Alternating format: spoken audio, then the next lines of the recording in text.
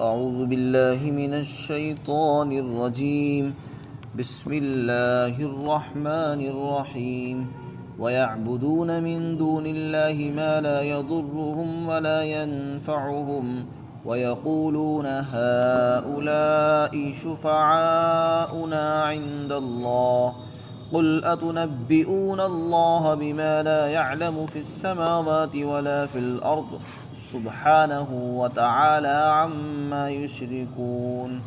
وما كان الناس إلا أمة واحدة فاختلفوا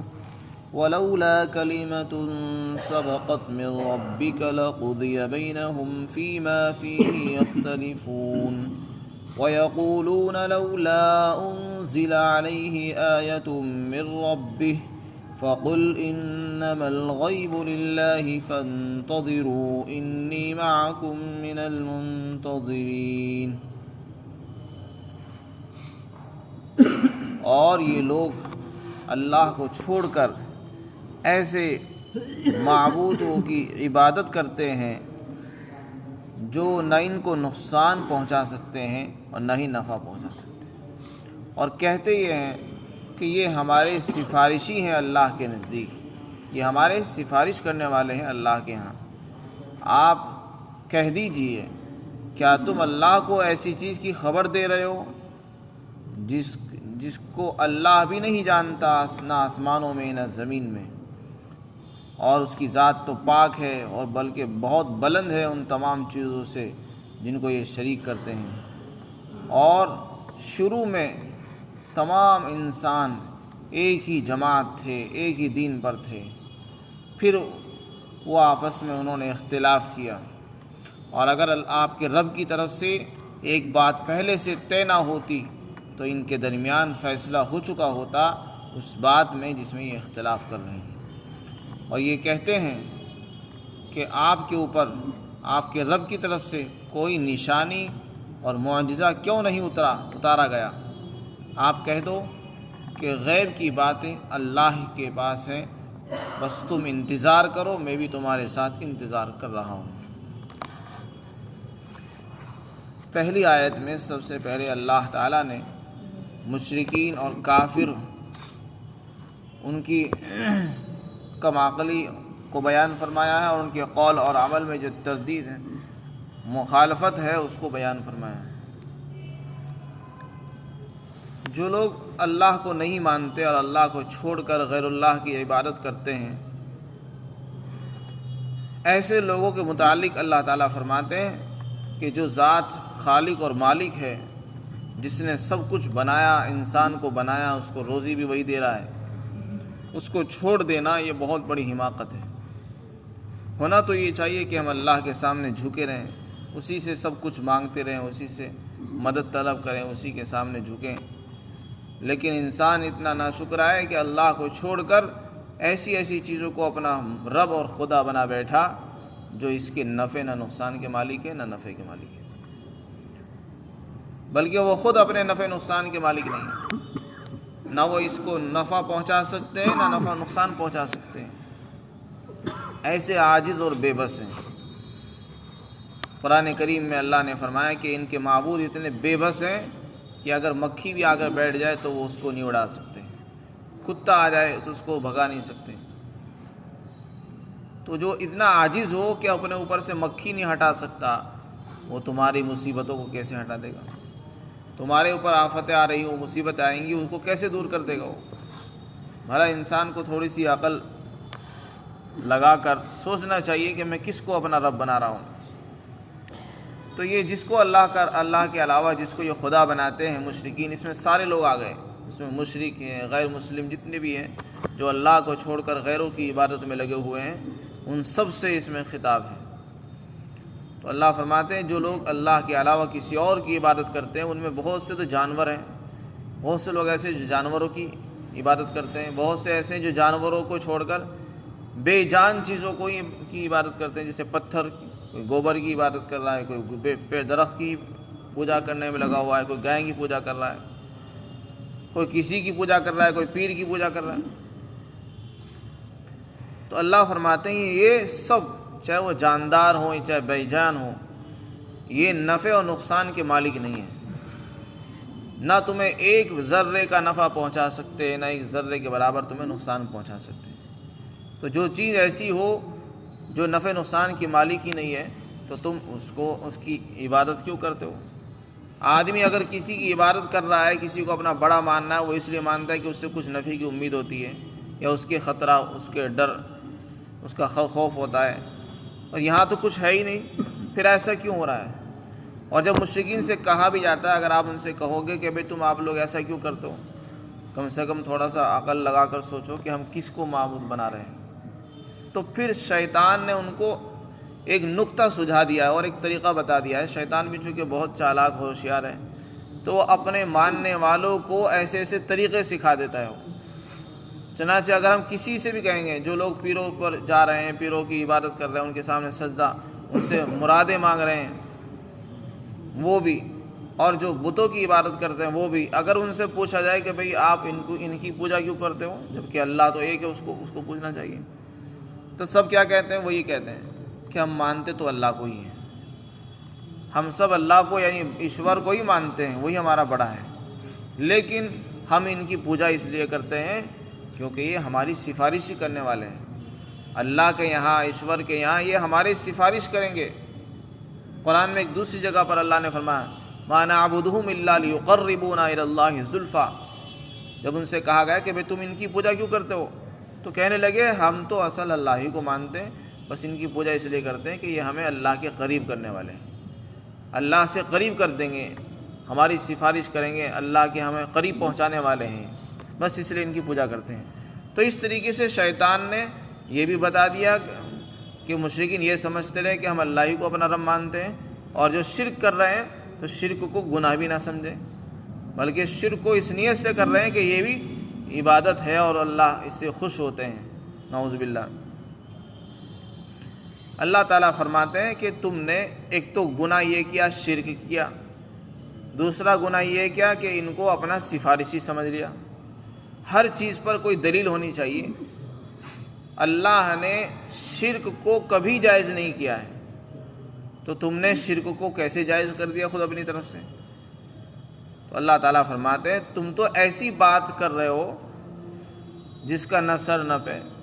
نہ آسمانوں میں وہ اللہ کے علم میں ہے، نہ زمین میں اللہ کے علم میں ہے، جبکہ اللہ کا علم تو اتنا وسیع ہے، اتنا بڑا ہے کہ ہر چیز اس کے علم کے اندر ہے، کوئی چیز اس کے علم سے باہر نہیں ہے۔ اور شرک، اللہ کے ساتھ کسی کو شریک کرنا، یہ اللہ کے علم میں ہے ہی نہیں، اور اللہ تعالیٰ شرک نام کی بھی کوئی چیز ہو یہ اللہ کے علم سے باہر ہے۔ تو اللہ فرماتے ہیں کہ تم ایسی باتوں کی خبر دے رہے ہو نعوذ باللہ جس کو اللہ بھی نہیں جانتے، نہ آسمانوں میں نہ زمین میں۔ دوسری بات یہ کی کہ تم نے ان کو اپنا سفارشی بنایا، جبکہ کسی بھی چیز کے لیے قاعدہ یہ ہے کہ ایمان والا کوئی بھی کام کرے، کوئی بھی عقیدہ بنائے، اس کے پاس اس کی دلیل ہونی چاہیے، کتاب و سنت میں یا رسولوں کے ذریعے سے اس کو کوئی تصدیق اور خبر پہنچی ہو کہ میں نے یہ جو عقیدہ اختیار کیا وہ اس لیے کیا کیونکہ قرآن میں ہے، میں نے یہ عمل اس لیے کیا کیونکہ حدیث میں ایسا تھا، رسول اللہ نے ایسا بتلایا تھا۔ تم نے ان کو اپنا سفارشی بنایا، کس بنیاد پر بنایا ہے؟ کیا اللہ نے ایسا کچھ اتارا تھا؟ کسی کتاب میں لکھا ہے؟ کسی رسول نے تم کو بتایا کہ تمہاری سفارش کریں گے؟ تو جن کو اللہ نے اپنا سفارشی بنا کر نہیں بھیجا ہے تو تم نے ان کو اپنا سفارش کیسے بنا لیا؟ تو یہ تو تمہاری اپنی تجویز ہے، اور جب تمہاری اپنی تجویز ہے تو اس کا کوئی اعتبار نہیں، وہ اللہ کے یہاں معتبر نہیں ہے۔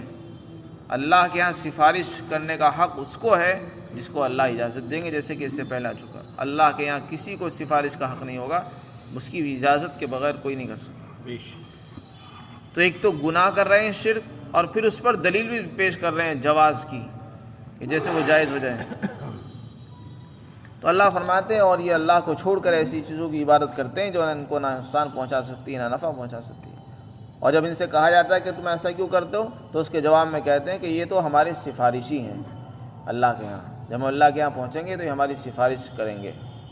تو ایک طریقے سے شیطان نے ان کو شرک بھی برا نہ لگے ایسا راستہ بتا دیا اور ایسا نقطہ سجا دیا کہ ہم جو شرک بھی کرتے رہیں اور اس کو جائز بھی سمجھتے رہے اور اچھا بھی سمجھتے رہے۔ اللہ فرماتے ہیں کیا تم اللہ کو ایسی چیزوں کی خبر دے رہے ہو جس کو اللہ بھی جو اللہ کے علم میں بھی نہیں ہے، نہ آسمانوں میں نہ زمین میں، بلکہ اللہ کی ذات ان تمام چیزوں سے پاک ہے جن کو تم شریک کرتے ہو، اور بہت بلند ہے۔ اس کے بعد دوسری آیت میں اللہ تعالیٰ نے فرمایا ہے کہ شروع میں جب اللہ تعالیٰ نے انسانوں کو پیدا فرمایا، حضرت آدم علیہ السلام سب سے پہلے انسان ہیں، وہیں سے انسانوں کی شروعات ہوئی ہے۔ حضرت آدم علیہ السلام سے حضرت نوح علیہ السلام تک 10 قرنیں ہوئی ہیں۔ تو ان تمام 10 قرنوں کے اندر کوئی بھی آدمی مشرک اور کافر نہیں تھا، سب مسلمان تھے، سب ایک ہی دین پر، ایک ہی طریقے پر، ایک ہی شریعت اور سنت پر تھے۔ جو حضرت آدم علیہ السلام نے جو طریقہ بتایا تھا، جو توحید ان کو سکھائی سمجھائی تھی، اسی توحید پر وہ قائم تھے۔ تو ایک زمانہ ایسا گزرا ہے دنیا میں کہ کوئی بھی مشرک نہیں تھا، سارے انسان ایک ہی جماعت، ایک ہی دین، ایک ہی طریقے پر تھے۔ یہ واقعہ حضرت آدم علیہ السلام سے لے کر حضرت نوح علیہ السلام کی آمد سے کچھ پہلے تک کا ہے۔ پھر بعد میں چل کر چونکہ جب انسان بڑھتے ہیں تو ان کے مزاج بھی انسان فطری چیز ہے، انسان کی زبان بدلتی ہے، مزاج بدلتا ہے، فکریں بدلتی ہے، اس میں آپس میں اختلاف ہو جاتا ہے۔ تو آپس میں اختلاف جب ہوا لوگوں میں تو ان میں 2 جماعتیں ہو گئی، کچھ مسلمان ہیں، کچھ مومن رہے، کچھ کافر ہو گئے، بلکہ کچھ کافر کے ساتھ ساتھ مشرک بھی بن گئے۔ کافر تو کہتے ہیں اللہ کا انکار کرنے والے کو، رسول کا انکار کرنے والوں کو، کتاب کا انکار کرنے والے کو کافر کہتے ہیں، کسی بھی چیز کا انکار کرنے والا کافر کہلاتا ہے۔ اور مشرک کہتے ہیں جو انکار تو نہیں کرتا لیکن اللہ کے ساتھ کسی اور کو شریک کرتا ہے، اس کی خدائی میں شریک کرے، اس کی صفات میں کسی کو شریک کرتا ہو، اس کو مشرک کہتے ہیں۔ تو ایسی جماعتیں بن گئی، کچھ مسلمان رہ گئے، کچھ کافر اور مشرک ہو گئے۔ جب یہ سلسلہ ہوا کہ لوگوں میں اختلاف پیدا ہو گیا اور لوگ مختلف ہو گئے، گمراہی پھیلتی چلی گئی، تو سب سے پہلے رسول جو اس دنیا میں تشریف لائے ہیں وہ حضرت نوح علیہ السلام تھے۔ حضرت نوح سے پہلے اور بھی بہت سے رسول آئے، نبی آئے، لیکن اس وقت تک اتنی گمراہی نہیں تھی، سب ایک ہی دین پر تھے۔ حضرت نوح علیہ السلام پہلے رسول ہیں، پہلے نبی ہیں جن کو مشرکین کے ہدایت کے لیے، ان کو راہ راست پر لانے کے لیے، ان کے اندر دعوت و تبلیغ کا کام کرنے کے لیے بھیجا گیا ہے، جنہوں نے 950 برس محنت کی اور دین کی دعوت دی۔ تو اللہ فرماتے ہیں وَمَا كَانَ النَّاسُ إِلَّا أُمَّةً وَاحِدَةً، اور سارے انسان شروع میں ایک ہی جماعت تھے، پھر انہوں نے آپس میں اختلاف کیا۔ یہی مضمون سورہ بقرہ میں بھی آیا ہے، كَانَ النَّاسُ أُمَّةً وَاحِدَةً فَاخْتَلَفُوا فَبَعَثَ اللَّهُ النَّبِيِّينَ مُبَشِّرِينَ وَمُنذِرِينَ۔ اللہ فرماتے ہیں پہلے سب لوگ ایک ہی تھے، جب اختلاف ہوا تو پھر ہم نے نبیوں کو بھیجا، جو نہ ماننے والے تھے ان کو خوشخبری سناتے تھے، اور جو نہیں مانتے تھے ان کو ڈرایا کرتے تھے۔ تو ایک وقت ایسا گزرا ہے جس میں ایسا ہوا ہے۔ چنانچہ سورہ نوح کے اندر جو 29ویں پارے میں موجود ہے، حضرت نوح علیہ السلام کے زمانے میں ان کی قوم کون کون سے بتوں کی پوجا کرتی تھی، ان کے نام سورہ نوح کے اندر آئے ہیں، اور وہیں سے بتوں کی شروعات ہوئی ہے، ان کے نام بھی اس میں ذکر کیے گئے ہیں۔ در حقیقت وہ بزرگوں کے نام تھے، جب ان بزرگوں کا انتقال ہو گیا تو شیطان نے ان کو سمجھایا آگے کہ دیکھو تمہارے بڑے چلے گئے، اور جیسے زمانہ گزرتا چلے جائے گا تم ان کو بھول جاؤ گے، بھول بھلیا ہو جائے گی، لہذا ان کو یاد کرنے کا طریقہ میں آپ کو بتانا چاہتا ہوں۔ ان کو یاد رکھنے کا طریقہ یہ ہے کہ تم ان کی تصویر بنا لو۔ ان کی تصویریں انہوں نے بنائی اپنی اپنی شکل، اپنے اپنے اعتبار سے، اور ان کو اپنے گھر میں رکھو اور ان کو دیکھتے رہو، اور ان کی یاد تازہ تمہیں ہوتی رہے گی۔ یہاں سے شروعات اس نے کی، تصویر سے۔ چنانچہ انہوں نے اس کے کہنے کے مطابق ان کی تصویریں بنا لی، اپنے خیال کے مطابق کچھ تصویریں انہوں نے اپنے گھروں میں رکھی۔ چنانچہ وہ ان کو دیکھتے تھے، یاد تازہ کرتے تھے، ان کو چومتے تھے اور چومتے تھے، ہاتھ رکھتے تھے، اس سے ان کو یاد تازہ ہو جایا کرتی تھی۔ اس کے بعد ان کی نسلیں آئی دوسری، انہوں نے ایک قدم اور آگے بڑھایا، وہ ان کو چومنے لگے، چاٹنے لگے۔ پھر ان کی اور نسلیں آئی، وہ ان کو ماتھا ٹیکنے لگے، کوئی سجدہ کرنے لگا۔ تو اس طریقے سے شروعات ہوئی بت پرستی کی، بتوں کی پوجا کی، یہاں تک کہ یہ سلسلہ چلتا لگا کہ لوگوں نے بس انہی کو اپنا خدا اور معبود سمجھ لیا اور انہی کی پوجا کرنے لگے، اور پھر بعد میں لوگوں نے بڑے بڑے مجسمے، ان کی مورتیاں اور ان کی تصویریں بنا لی بڑی بڑی۔ یہاں سے بت پرستی کی شروعات ہوئی۔ سورہ نوح کے اندر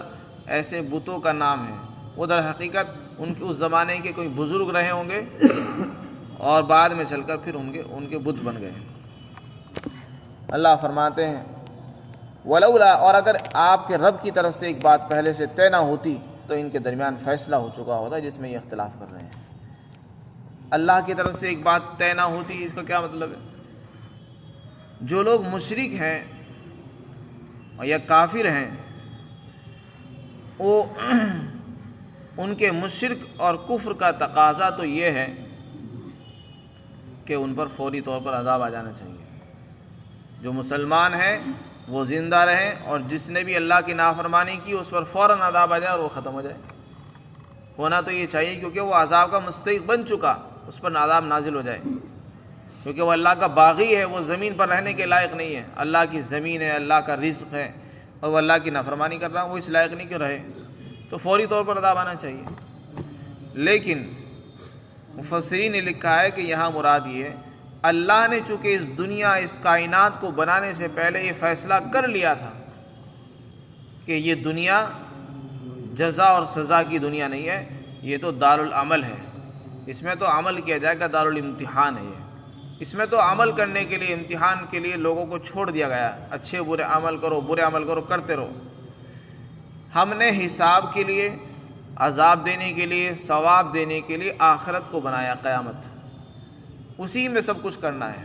یہ دنیا عذاب دینے کے لیے نہیں بنائی اللہ نے، یہ دو عمل کے لیے، امتحان کے لیے اللہ نے بنائی ہے۔ تو یہ فیصلہ اللہ کی طرف سے ہو چکا ہے۔ اللہ فرماتے اگر یہ نہ ہوتا تو جو لوگ آج مشرک ہیں اور کھلے منہ وہ زمین میں گھوم رہے ہیں اور یہ سمجھ رہے ہیں کہ ہمارا کوئی قصور نہیں اور ہم کچھ بھی نہیں کر رہے، اللہ فرماتے ہیں یہ کبھی کے ختم ہو چکے ہوتے ہیں۔ ان کے درمیان جو اختلاف تھا وہ سب ختم ہو چکا تھا، سب لوگ ایک ہی دین پر رہتے، لیکن چونکہ اللہ کی طرف سے پہلے سے طے شدہ ہے کہ یہ دنیا دارالعمل ہے، اس میں کسی کو سزا نہیں دی جائے گی، اللہ تعالیٰ جب دیتا ہے کسی کو دے بھی دیتا ہے، لیکن حقیقی جو فیصلے ہوں گے وہ قیامت کے دن ہی ہوں گے، اس لیے اللہ تعالیٰ نے ان کو فوری طور پر عذاب نہیں بھیجا اور ختم نہیں کیا، اسی لیے لوگ جو ہے رہ رہے ہیں۔ اور اگر آپ کے رب کی طرف سے ایک بات پہلے سے طے نہ ہوتی تو جو لوگ اختلاف کر رہے ہیں جن باتوں میں، ان کے درمیان فیصلہ ہو چکا ہوتا ہے۔ پھر آگے اللہ تعالیٰ نے فرمایا، جب اللہ کے نبی صلی اللہ علیہ وسلم اپنی نبوت کا آپ نے دعویٰ فرمایا اور بہت سے معجزات بھی پیش کیے، سب سے بڑا تو معجزہ قرآن ہی ہے کہ آپ پڑھے لکھے نہیں تھے، اور آپ ایک پڑھے لکھے، جو پڑھا لکھا نہ ہو اور اس کی زبان پر ایسا عمدہ کلام جاری ہو جائے، یہ بھی تو خود ایک اپنے اندر ایک معجزہ تھا۔ لیکن یہ بھی ماننے والوں کے لیے، اور جو نہ مانے اس کے لیے تو ہزاروں معجزے بھی بیکار ہیں۔ تو مشرکین، ان کے سامنے معجزے بھی پیش کیے گئے، لیکن انہوں نے ضد اور ہردرمی سے کام لیا، اور نہ ماننے کے لیے کیا کرنے لگے، اپنے فرمائشی معجزے مطالبہ کرنے لگے کہ دیکھو اگر آپ ایسا کر دو گے تو ہم ایمان لے آئیں گے، اگر تم ایسا ہی معجزہ ہمارے سامنے لا کر پیش کر دو، اگر یہ ہو جائے تو ہم ایمان لے آئیں گے۔ اپنی طرف سے فرمائشیں کرتے تھے، اور ان کی فرمائش کا مقصد کچھ ماننا نہیں تھا، کیونکہ ماننے والے کے لیے تو ایک ہی بہت تھا،